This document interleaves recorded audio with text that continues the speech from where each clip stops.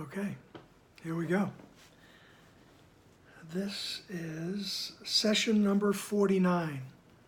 Okay. We're still in chapter 7, section 5. Okay. On page 119 in the text. The name of the section is Healing and the Changelessness of Mind. All righty then. The body is nothing more than a framework for developing abilities, which is quite apart from what they are used for. That is a decision. The effects of the ego's decision in this matter are so apparent that they need no elaboration. But the Holy Spirit's decision to use the body only for communication has such a direct connection with healing that it does need clarification. The unhealed healer obviously does not understand his own vocation. Okay. So this is the body is, like he says, nothing more than a framework for developing abilities. All right, and learning is an ability. All right, and there's all kinds of abilities. All right, all the senses are actually abilities as far as the course is concerned. All right, so and then there's things that you do, things that you learn. All right, these are all abilities. And he says they're quite apart from what they're used for. All right, he says that's the decision. Okay, so we can use our bodies and all our abilities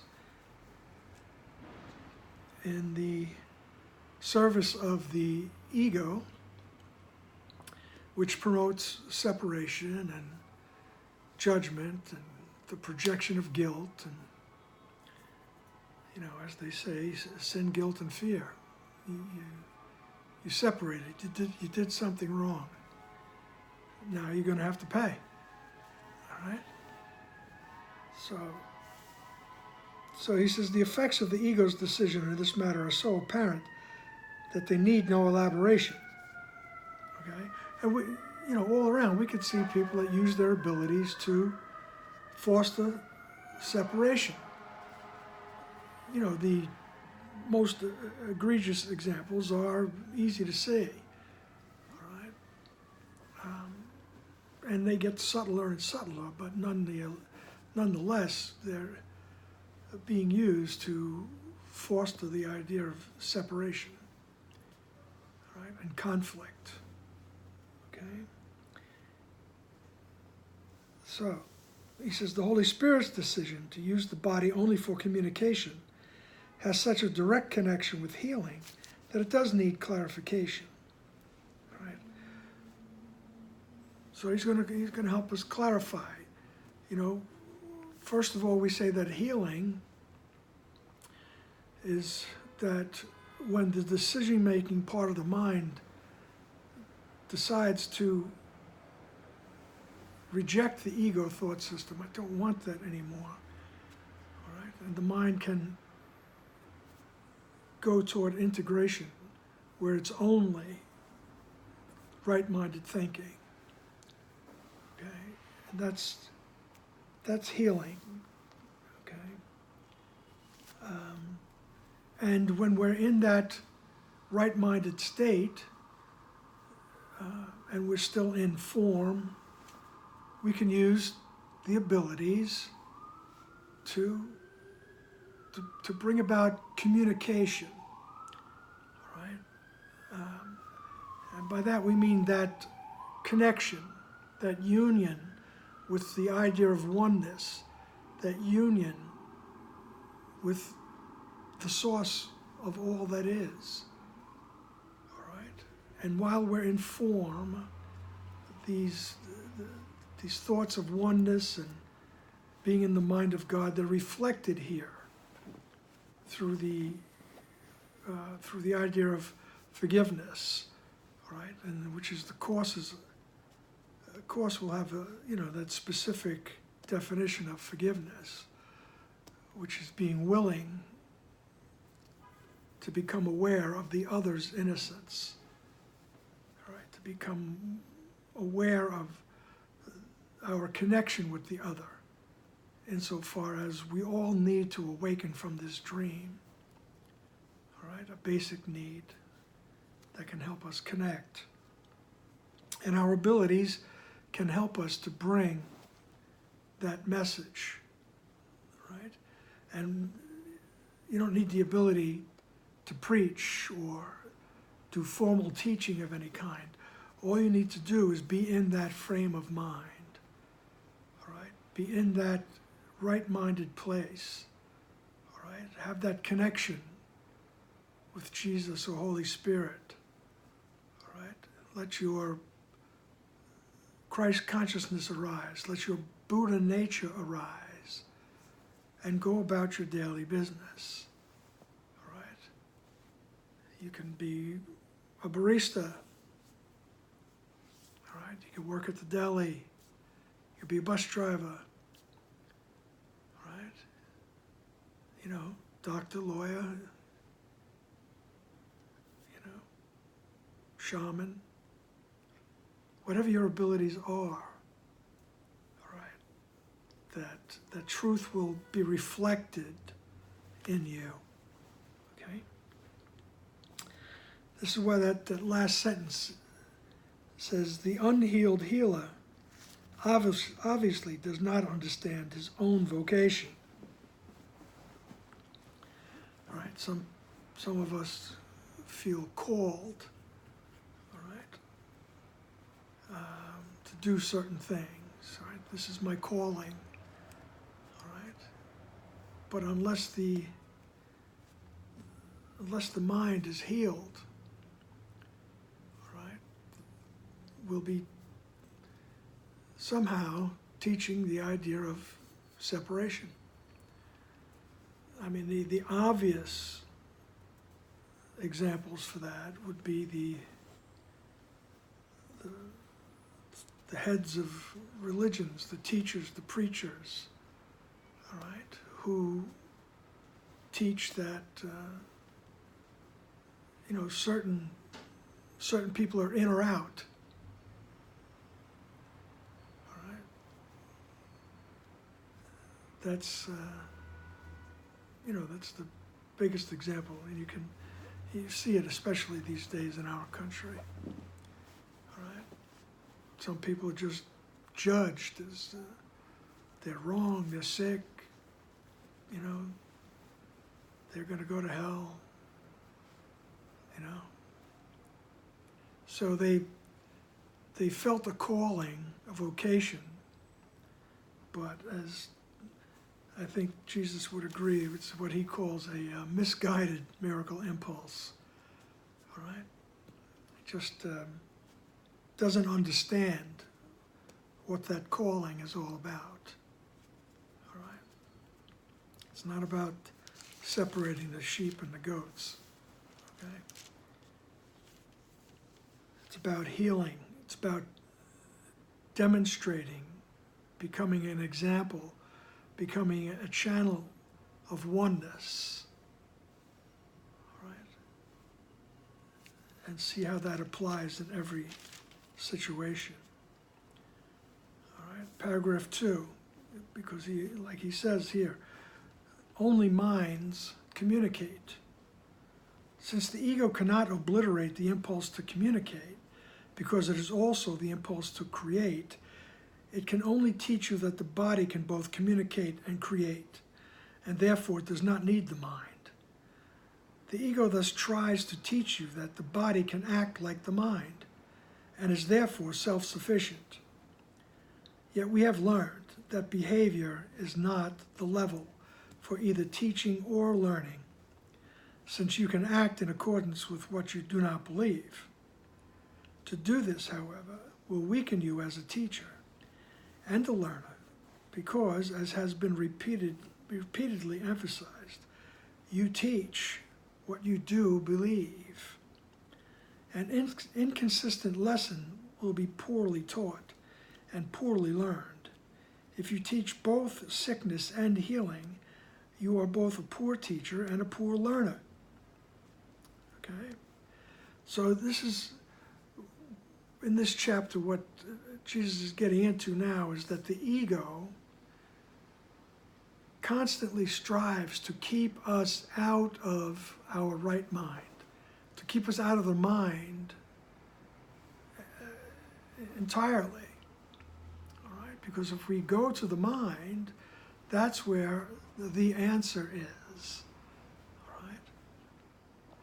The answer is in the mind. All right? But the ego convinces us, or tries to convince us, that the body can do everything that the mind can. All right? It can communicate and it can create. All right? And, it proves it to us by, birth. We venerate moms, and in this world they should be venerated, okay? I mean, my mom did an unbelievable job, believe me. And that's just the way it is, all right? So the ego convinces us that the body can create, all right? And the body can communicate, all right? So it tries to tell us that the body can act like the mind, okay? Yet Jesus says, but we have learned that behavior is not the level for either teaching or learning. Right? So behaving, teaching, acting, speaking, whatever it is, all right, that's your behavior. All right? It's not the level for teaching. The mind is the level. All right? The mind is what holds the thought. Because we can teach or preach all we want, and most likely sooner or later it's going to come down to do what I say, not what I do. Okay? Because sometimes we can't live up to our own idealistic teachings. All right? So he said with a smirk. Okay. But that the ego tries to constantly keep us out of the mind, because it knows if we go to the mind, it's possible we find the answer, and the ego will disappear. The ego doesn't want that. It wants to maintain itself as a thought of separation and individuality and specifics. All right? So, as I say, that's the ego's main thrust, is to keep us busy, keep us distracted. All right? Stay focused on the body. All right? And think about it, it does a good job of that, right? I mean, really. Especially as you get older. He said with another smirk. Okay, so paragraph 3. Healing is the one ability everyone can develop and must develop if he is to be healed. Healing is the Holy Spirit's form of communication in this world, and the only one he accepts. He recognizes no other because he does not accept the ego's confusion of mind and body. Minds can communicate, but they cannot hurt. The body, in the service of the ego, can hurt other bodies. But this cannot occur unless the body has already been confused by the mind, or confused with the mind. Okay? All right? The body in service of the ego can hurt other bodies, but this cannot occur unless the body has already been confused with the mind. This situation, too, can be used either for healing or for magic, but you must remember that magic always involves the belief that healing is harmful. this belief is its totally insane premise, and so it proceeds accordingly. Okay. So he tells us the minds communicate, all right? And in reality, the minds, they don't hurt. Right? The mind doesn't hurt itself. The mind doesn't hurt other minds, so to speak. All right? We'll speak as if there are other minds. All right? But he says when we make that decision that the body is in the service of the ego, then other people get hurt. That's just the nature of the ego. It's conflict. It's, I got to get mine. I don't have it. It's because you stole it. All right? I got to get it back. All that conflict, that nonsense. All right? And people, have these deep-seated feelings of guilt, and they just project it onto others. You're the guilty party. Now to bring it to the ultimate, then you deserve, that physical punishment. All right? Or you deserve to be shunned. All right? We'll isolate your body. Okay? So bodies do that. All right? When they're in the service of the ego, when they're in the service of the thought of separation. And it's only when we become aware of the fact that, I believe I'm separated. Therefore, I'm in the service of the ego. I'm teaching separation by saying, you're guilty, you deserve it. So then we have the choice to say, I don't want to feel that way anymore. All right? I would like to see what love looks like in this situation. Okay? And believe me, you don't have to run around like a nut and tell me that, well, what are you going to let all the criminals go free? And that's not it. All right? The thing is, you're acting normally, in quotes, you're acting as other human beings would act in form, okay? But you're based in the oneness. You're based in healing, all right? You're based in not projecting guilt, all right? Not projecting the idea that you are separated from love. You are separated from God. And you can be in law enforcement, you can be in corrections, all right? You could be a judge, you could be on the jury, all right? You could be writing out those pocket tickets, all right? Because in a society, people need rules, okay? You can't have people running around with no rules, because it's the nature of mankind, all right, humankind, let's put it that way, to act according to the ego's dictates. I have to get mine, all right? So if there are no rules, all right, people are going to be, it's just going to be chaos, all right? There's so many people that can't have anarchy.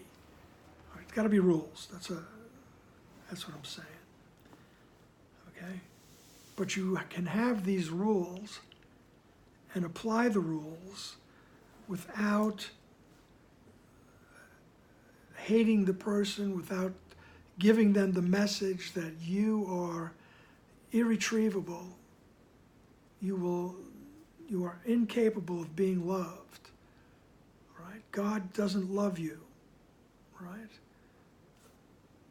You can do it without those messages. Okay? So,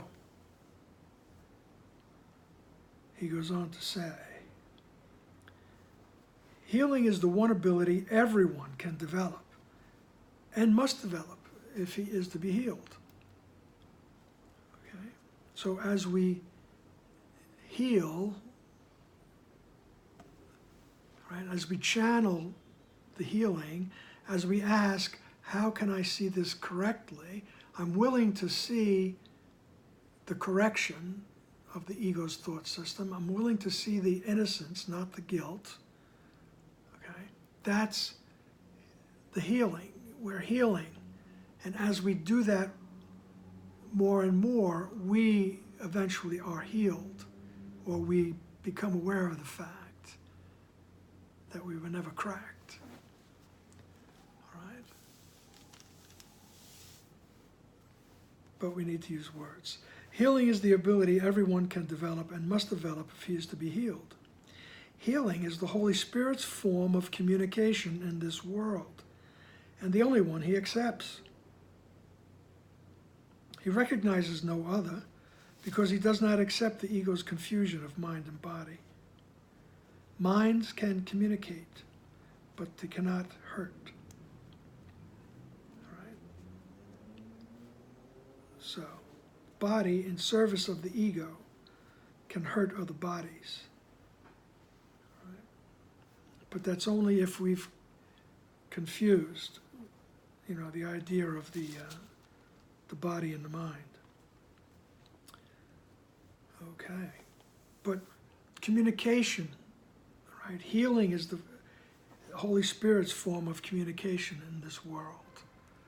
All right, and we're going to use other words for it later on. And the word that we're going to get into a little bit later on is the idea of forgiveness. All right, and the Course's concept of forgiveness is that healing. All right, I'm willing. The first step is I'm willing to see the correction. All right, I'm willing, because what needs correction is my perception of this individual or this situation. All right, and the reason I know it needs correction is because it's just so painful. All right, it's anxiety producing, it's anger inducing, it's just constant conflict. And you get tired of it after a while. So what gets changed is my perception. Okay? And in the course of that, my mind communicates that change of perception to the person or the situation or the people involved. And there's the healing, the mind. It's in the mind. Right? My mind, that thought in my mind has been corrected. And it reverberates throughout the sonship. All right? Because the mind is one. Okay, we perceive things as separate and individual. Okay? So that's the Holy Spirit's form of communication, all right, of union. Okay? It's the idea of healing, all right? Putting down the ideas of sin, guilt, and fear. Putting down the idea of separation from the oneness. Okay? And then feeling bad about it and blaming it on somebody else. Okay. So, then he uses this word magic. I don't think we've come across the word magic. Maybe once earlier in the text. Okay? But magic is, as the Course would consider magic, anything outside of the mind that is used to correct a perceived problem. Right? Ken loved the phrase that he coined, that magic is a maladaptive solution to a non-existent problem. Okay? And all I could say is my father would have loved that, to think about that one. all right? But magic is anything that we use outside of the mind, all right? And Jesus will tell you, because we're afraid of how powerful our mind is, all right? We're just afraid to just go into the stream, as Gangaji would say, that stream of who we really are, right? And let our bodies and our minds just float into the awareness of who we are. You know, because all of a sudden that idea of abstractness, abstract existence, becomes quickly fearful. And so we don't trust the process. We don't trust the mind. All right? And Jesus would say, okay, use a little magic if you have to. You know? If you have to go from New York to California and you're terribly afraid of any mode of transportation, right?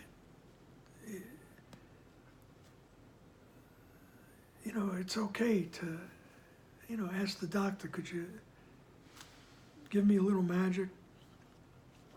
Help me get on that plane, you know, help me go through the hours of flying, all right? And then when you get to your destination, you can work on the mind more. And as you live your life, you can work more and more on your thoughts, okay? It's a process. Jesus knows it's a process, all right? But magic is the use of anything outside of healing the mind to solve a perceived problem, okay? So, let's see where he mentions this, okay? The body in the service of the ego can hurt other bodies, but this cannot occur unless the body has already been confused with the mind. This situation, too, can be used either for healing or for magic. But you must remember that magic always involves the belief that healing is harmful. All right? So magic, you know, no matter what we do to, or what we use to alleviate the effects of a perceived problem, is magic. Okay? I mean, it's all magic, because we're using solutions outside the mind. Okay? So, like he says, magic, and we do that because we're afraid of how powerful the mind is, actually, and we're afraid of joining with the oneness. Because the ego says you're going to disappear, you're going to become nothing. All right? And both Jesus and Ken Wapnick would remind us, what Ken would say anyway, nobody goes poof. Nobody disappears. All right? There's no, you know, instantaneous combustion or anything like that. Just don't disappear. It's a process. It's a process that has you giggling at the end, giggling at how silly the seriousness of it all was. All right? But in the meantime, we take it seriously. And we have to look at that and say, help me to see this correctly. Okay? So you need a little magic, you do a little magic, you know? I mean, for Pete's sake, you know, you have a headache, take an aspirin. You know, you don't have to sit there and think, oh, let me just get rid of this headache, you know, with my mind. All right? You could do that, but that also might be too scary for you. All right? So whatever it is, you can always communicate with Jesus, hold Jesus' hand, right? As you're going to the doctor. Hold Jesus' hand as you're going for Reiki. Right? You know, hold Jesus' hand as you have your lunch, you know. I mean, lunch is magic. All right? It's a solution to a perceived problem. Okay? All righty then.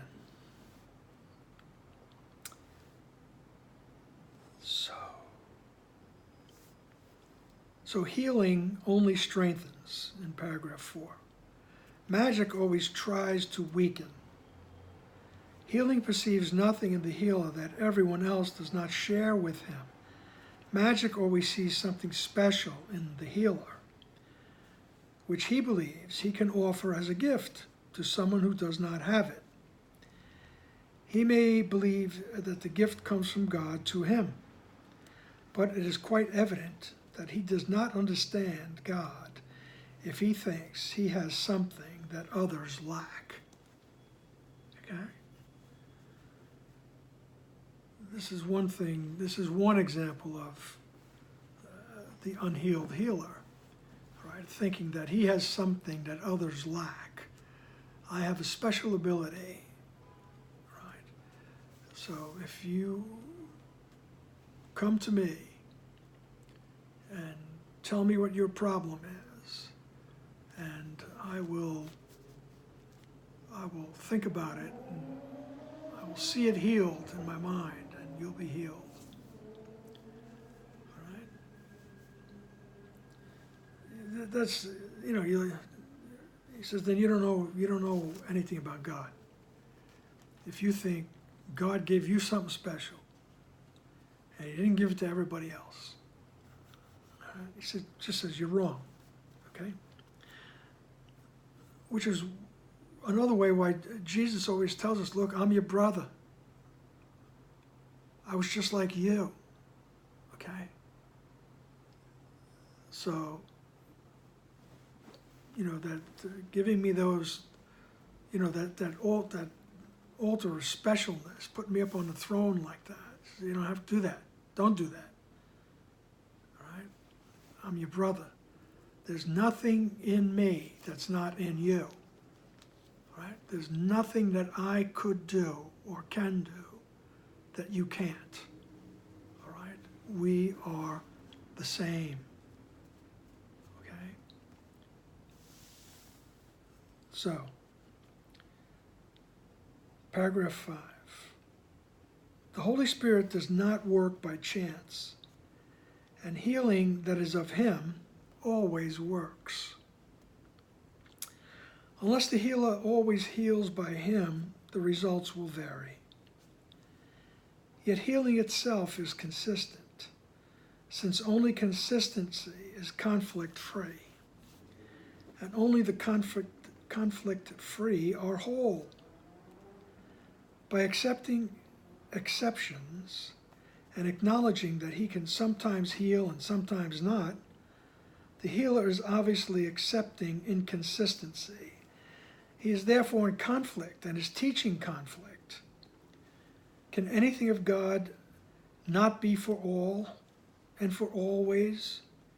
Love is incapable of any exceptions. Only if there is fear does the idea of exception seem to be meaningful. Exceptions are fearful because they are made by fear. The fearful healer is a contradiction in terms and is therefore a concept that only a conflicted mind could possibly perceive as meaningful. Okay? So the Holy Spirit's healing that is of him, always works.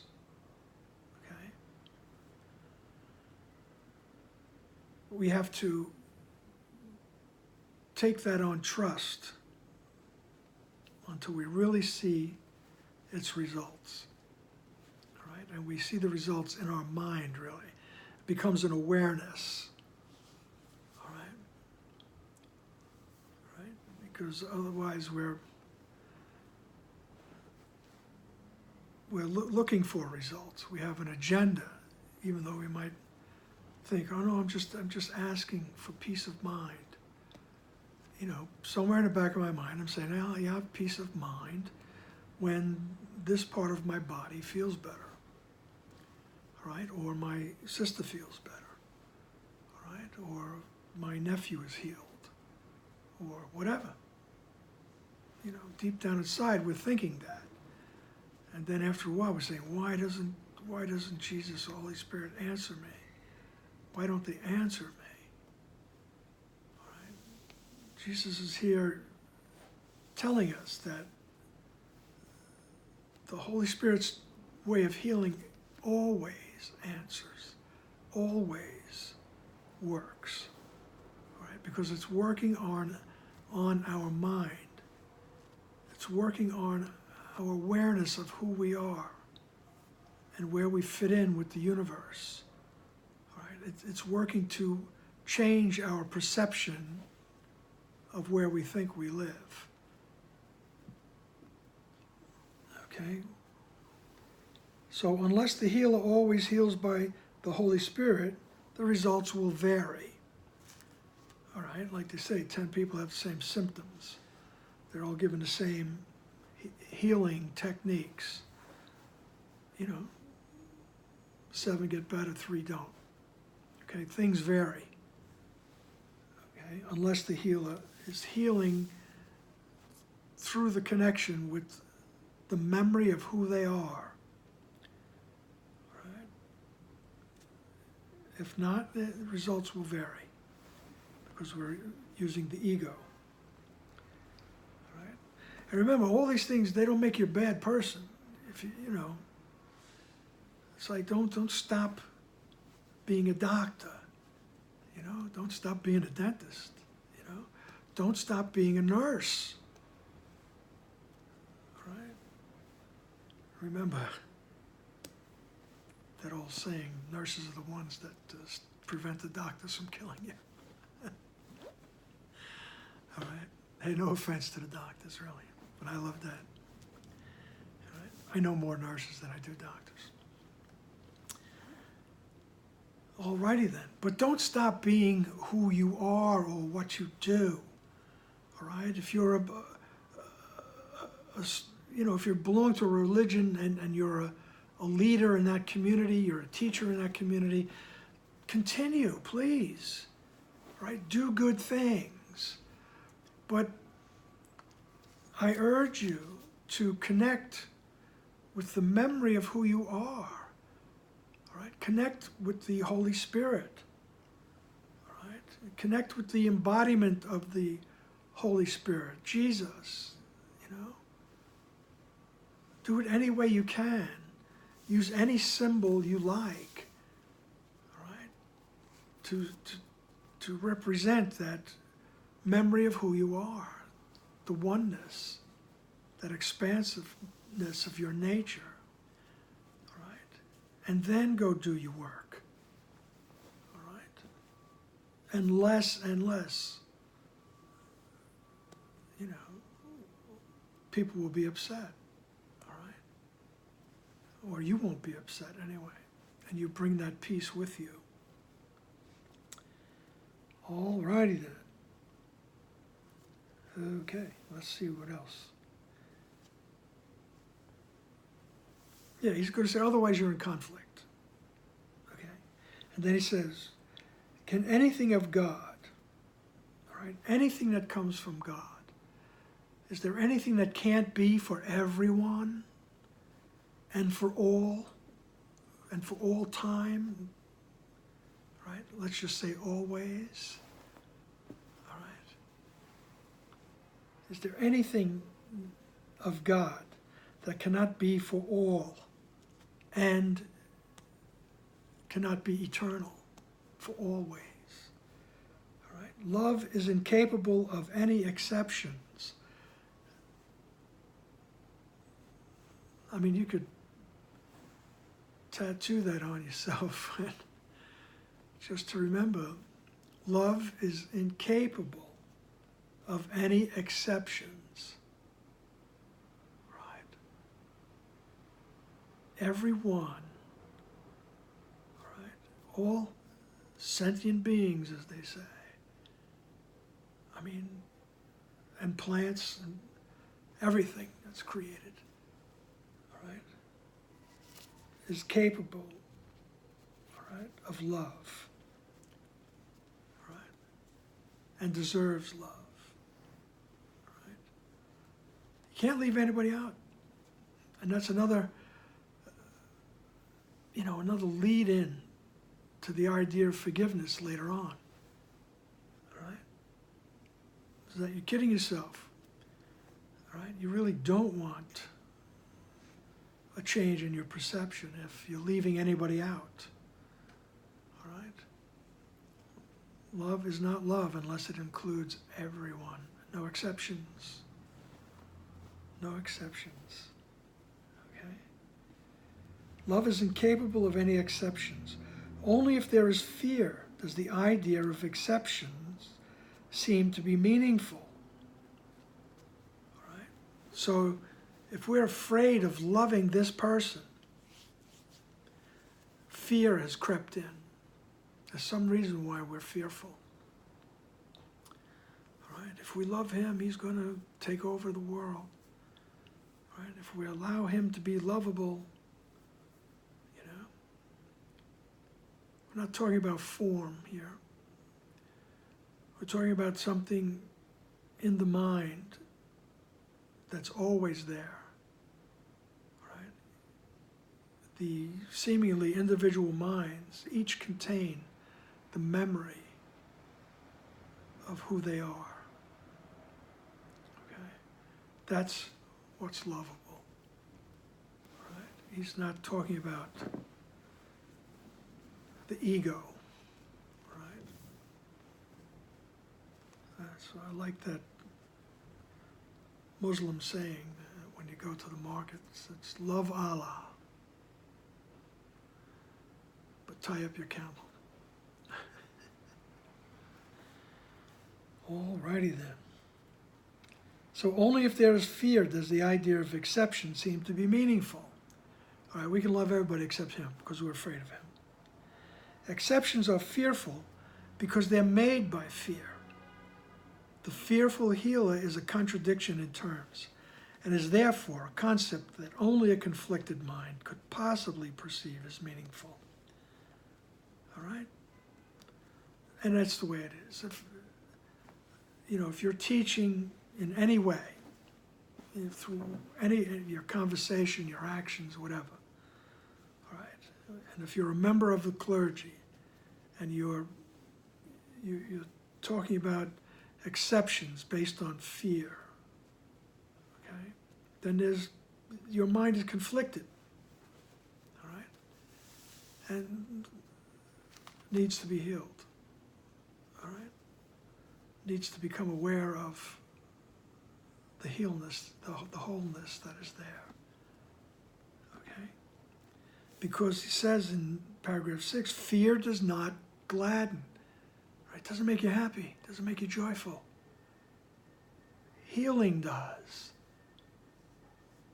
right? Having the perceptions corrected, right? Relinquishing the thought system of conflict and guilt, right? That's what makes you happy, right? Fear always makes exceptions. Healing never does. Everyone, right? Let me see everybody be happy, right? Fear produces dissociation because it induces separation. Healing always produces harmony because it proceeds from integration. Right? So fear produces dissociation. Right? You have to get away from that and forget about it. Cut yourself off from that and don't think about it anymore. And then healing produces harmony because it proceeds from integration. Right? Everything is harmonious when the mind is healed, right? When there's no longer the wrong mind, the integration has occurred, the harmony becomes obvious, all right? So healing always produces harmony, and because it proceeds from integration. It is predictable because it can be counted on. Everything that is of God can be counted on because everything of God is wholly real. Healing can be counted on because it is inspired by His voice and is in accord with His laws. Yet if healing is consistent, it cannot be inconsistently understood. Understanding means consistency because God means consistency. All right? Since that is His meaning, it is also yours. Your meaning cannot be out of accord with His because your whole meaning, your only meaning comes from His and is like His. Right? God cannot be out of accord with Himself, and you cannot be out of accord with God. You cannot separate yourself from your Creator, who created you by sharing His being with you. All right? This is one of many times Jesus will talk about, He'll talk to us about there's no separation, right? The healing, it's the oneness. And it's forever. It's consistent. There is no change. Okay? Everything that is of God can be counted on because it's consistent. It never changes. All right? And so in this condition that we find ourselves in, healing can be counted on because it's inspired by His voice. We're going to use that, His voice, the Holy Spirit, all right, and is in accord with His laws. All right? His laws are, everyone is one. All right? You are a thought in the mind of God, and you create as He does. All right? Healing can be counted on because it is inspired by His voice and in accord with His laws. So I go to His voice, I go to the Holy Spirit, I go to Jesus, right? All those symbols, all right? And the healing comes about, all right? My perception is changed because I wanted it, because I wanted it. I desired a change in perception. I was tired of the conflict. And that healing is consistent, right? God means consistency. That's His meaning, right? And it's yours because you're the same as God. The only difference is that you did not create God, right? You are an extension of God, right? And so you're an extension of God. So you can't be out of accord with that. God can't be out of accord with Himself. You're always like unto God. Right? You cannot separate yourself, right? Your higher self, it's got a capital S here, from your Creator, who created you by sharing His being with you. Right? You can't separate. All right? You can believe you did, but you're making a mistake. And because the mind is so powerful, we think we're here in space and time. Right? We're thinking, oh my goodness, you know, billions of years have passed by. All right? All right, but we are in the mind of the Creator. and we can't separate from that. That's why he says very poetically at times, you are at home. You are at home in God, dreaming of exile. All right? We're dreaming this. All right? And it seems quite real. Okay?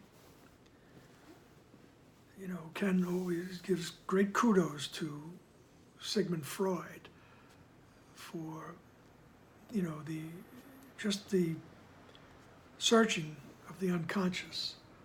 You know, one of his famous lines was that dreams were the royal road to the unconscious. All right? And Ken would tell us Jesus takes it a step further by telling you this whole thing is a dream. So it's by looking at it, right?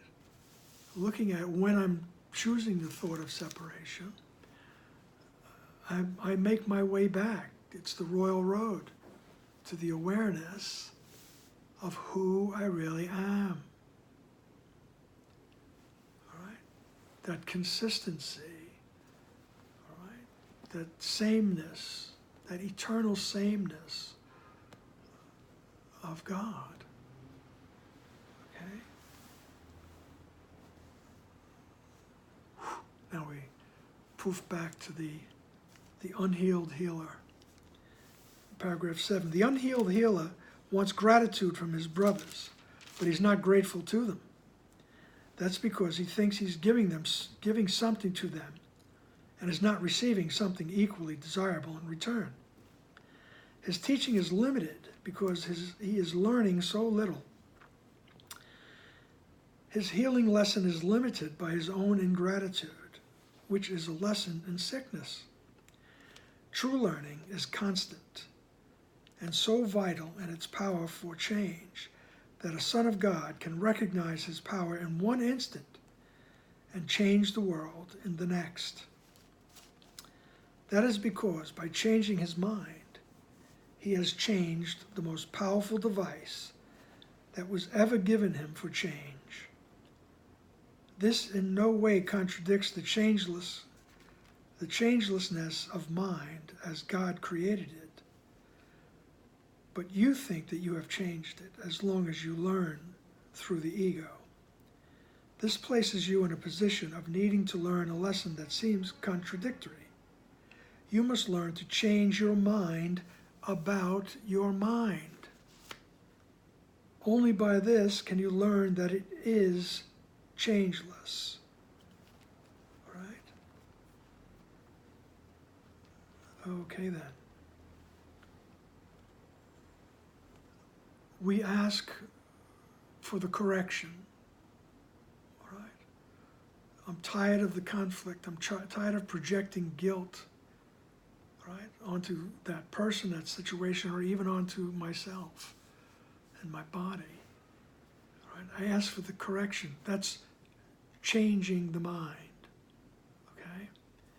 Later on, Jesus will say, seek not to change the world. Seek to change your mind about the world. Here he's saying, change your mind about your mind. All right? Realize what your mind is all about. Realize it's connected, it's part of the whole mind. All right? That mind that's connected to God. It's part of God's mind. And in that, it's changeless. It never varies. It's consistent. It's constant. All right? All right? But as long as we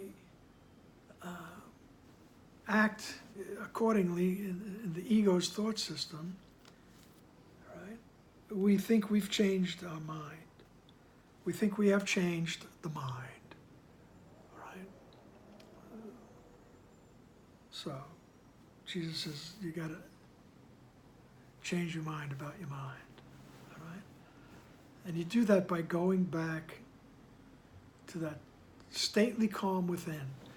Go to the higher self, the spiritual mind, right? Whatever you want to call it, the right mind, we'll call it in the Course, All right? That stately calm within the altar. All right? And ask to see things correctly. Ask to see things through that prism, right? Through the right mind. Okay? That's changing your mind, and just the recognition that you could do that, that's changing your mind about your mind. All right? Okay, we're getting into a verbal Rubik's Cube here. Paragraph 8. When you heal, that is exactly what you are learning. You are recognizing the changeless mind in your brothers by realizing that he could not have changed his mind. This is how you perceive the Holy Spirit in him. It is only the Holy Spirit in him that never changes his mind. He himself may think he can, or he would not perceive himself as sick. He therefore does not know what his self is. He doesn't know his higher self. If you see only the changeless mind in him, right, you have not really changed him. By changing your mind about his for him, you help him undo the change his ego thinks it has made in him. Okay?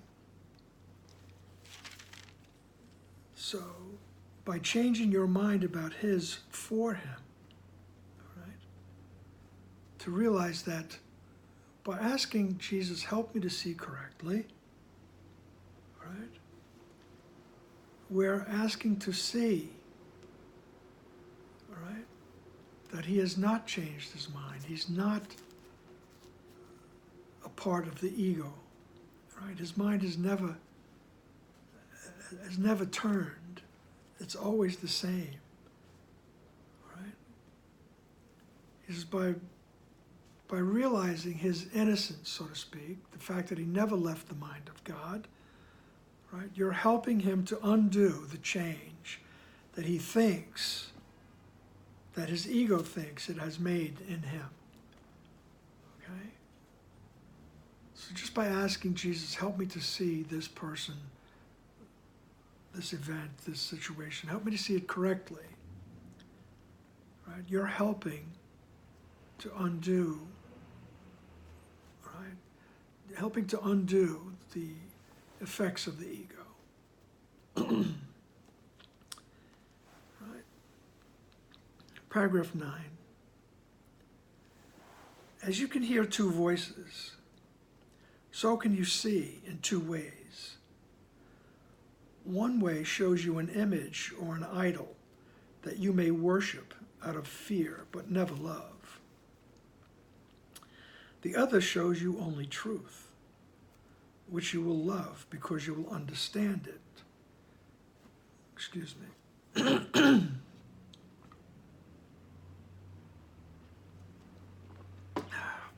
Magic.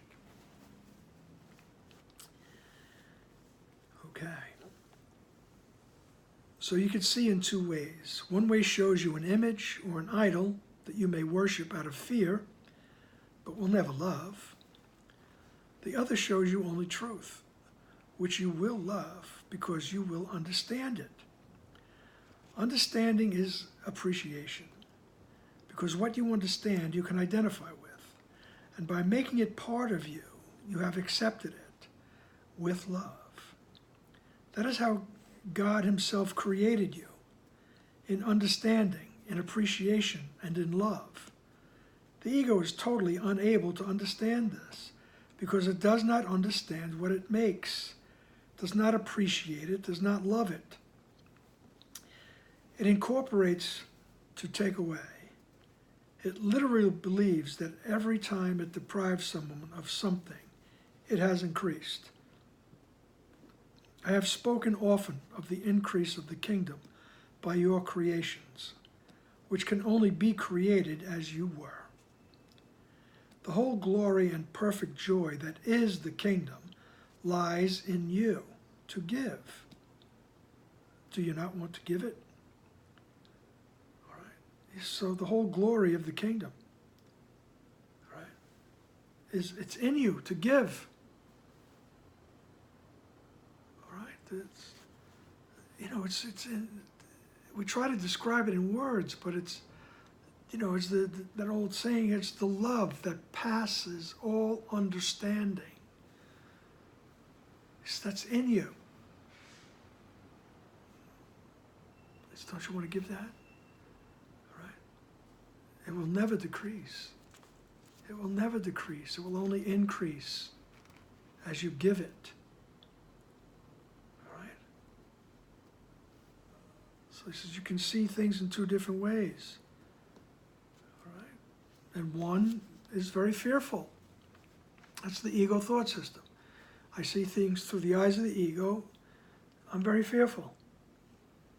As Jesus says, you who walk the earth, right, in constant fear, uncertain, lonely, and in constant fear. Okay? That pretty much sums it up. All right? That's the results of believing that I'm separated from this love that passes all understanding. Okay? So the idea is to reconnect with that, or remember that that's in you. Let's put it that way. All right? Remember that your mind is changeless. And part of that changelessness is the love that passes all understanding. It's always there. It's always expanding. That mind never changes. And that's the truth of who you are, right? And he says when you go there, you will love that. You'll love it, and you'll understand it, and you'll want to give it away, right? And he says the ego doesn't get it. The ego thought system does not get it because it thinks that if I give something away, I have less, all right? And then I want it back. Or if I don't have it, it's because you have it and didn't give it to me, or else you took it from me. All right? That's the ego. All right? So we live in a constant state of, who's going to take it from me, and whatever it is. Okay? I have to protect it. There's something out there that's going to get it. All right? So the whole glory and perfect joy that is the kingdom lies in you to give. Do you not want to give it? Paragraph 10. You cannot forget the Father because I am with you, and I cannot forget him. To forget me is to forget yourself and him who created you. Our brothers are forgetful. That is why they need your remembrance of me and of him who created me. Through this remembrance, you can change their minds about themselves, as I can change yours. Your mind is so powerful a light, that you can look into theirs and enlighten them, as I can enlighten yours. I do not want to share my body in communion, because that is to share nothing. Would I try to share an illusion with the most holy children of a most holy Father? Yet I do want to share my mind with you, because we are of one mind, and that mind is ours. See only this mind everywhere, because only this is everywhere, in everything. It is everything because it encompasses all things within itself. Blessed are you who perceive only this, because you perceive only what is true. All right? So he says, look, you can't forget the Father, because I'm with you. I'm always in your mind, because I am you. Right? I can't forget my Father. I can't forget the Creator. All right? And I am in your mind. Right? To forget me is to forget yourself. All right? He says our brothers are forgetful. Right? So, I mean, he says these things quickly. To forget me is to forget yourself. Right? To forget Jesus is to forget yourself. Right? You are him. All right? Remember, he is the goal that we're seeking through this course. All right? And he's the means of achieving that goal. All right? And then we realize that I am that. I am that. All right. But he says, people forget. Our brothers are forgetful. All right. That is why they need your remembrance of me and of him who created me. Through this remembrance, you can change their minds about themselves as I can change yours. So we remember, we go to the Holy Spirit, we go to Jesus, okay? And the more and more we do that, the more we realize that we are that, all right?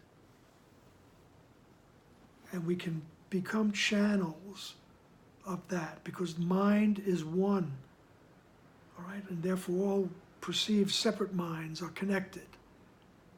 And we bring that thought in the mind wherever we go, whatever abilities we have, all right? Whatever situations we're in, okay?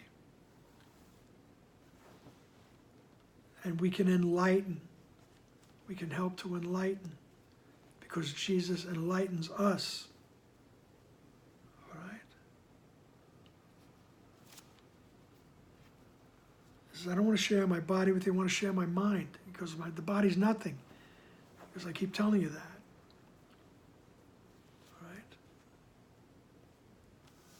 And here just, as we say, that the Course uses, and the Holy Spirit uses things that we have made to bring us to greater awareness.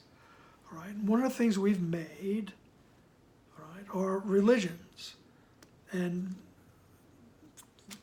this book specifically came through a woman who professed to be an atheist, but nonetheless must have had a deep connection with God. But as a little girl, she loved to be brought by her nanny, so to speak, and her nanny would go to the Baptist churches, right? Or a particular Baptist church where there'd be tremendous energy. And she loved that tremendous energy, the singing and the preaching and all things that go on, all right, in a Baptist church. It was wonderful to her, all right? And she liked, that. All right, that part of Christianity appealed to her, although there are many aspects of Christianity that she didn't like. All right, but here Jesus is using the language of the Old Testament, if you notice, all right, where at the Last Supper, Jesus was supposed to have taken the cup of wine.